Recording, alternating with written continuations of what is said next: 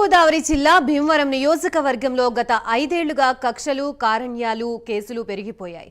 కూటమి ప్రభుత్వం అధికారంలోకి వచ్చిన వెంటనే భీమవరంలో ప్రశాంత వాతావరణంలోకి తీసుకువస్తామని భీమవరం అసెంబ్లీ నియోజకవర్గం జనసేన అభ్యర్థి పులపర్తి రామాంజనేయులు స్పష్టం చేశారు. ఎన్నికల్లో ఎన్డీఏ కూటమి అధికారంలోకి రావడం తథ్యమని, కేంద్ర రాష్ట్ర ప్రభుత్వాల సహకారంతో భీమవరం నియోజకవర్గాన్ని మోడల్ నియోజకవర్గంగా తీర్చిదిద్దుతామని హామీ ఇచ్చారు. 348 కోట్లు విడుదల చేశారు. 395 కోట్లు వ్యాలీ 673 కోట్లు యాదవ కార్పొరేషన్కి విడుదల చేసి మన అభివృద్ధికి ఎంతగానో ఇవ్వడం జరిగింది. ఆ టైంలో చాలా మంది కూడా మన సోదరులను కూడా ఎంతగానో భీమవరంలో యాదవుల ఆత్మీయ సమ్మేళనానికి ఎమ్మెల్యే అభ్యర్థి అంజిబాబు ముఖ్య అతిథిగా హాజరయ్యారు.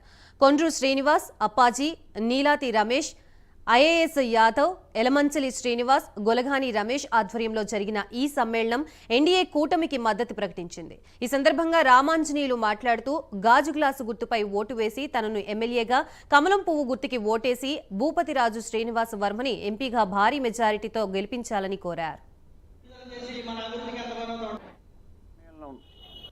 ఆత్మీయ సమావేశం జరిగింది. ఎంతోమంది యాదవులు ఈ కార్యక్రమానికి రావడం జరిగింది.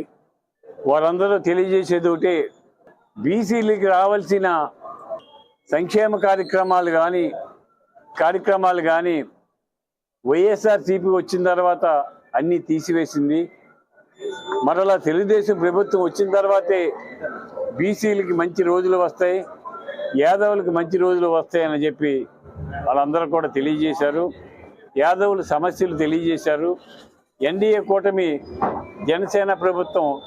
జనసేన తెలుగుదేశం ప్రభుత్వం అధికారంలోకి వచ్చిన తర్వాత మేము యాదవుల సమస్యలు పరిష్కరించి వారందరూ కూడా బాగా సుఖంగా ఉండే విధంగా ఆలోచన చేస్తామని చెప్పి తెలియజేస్తున్నాం.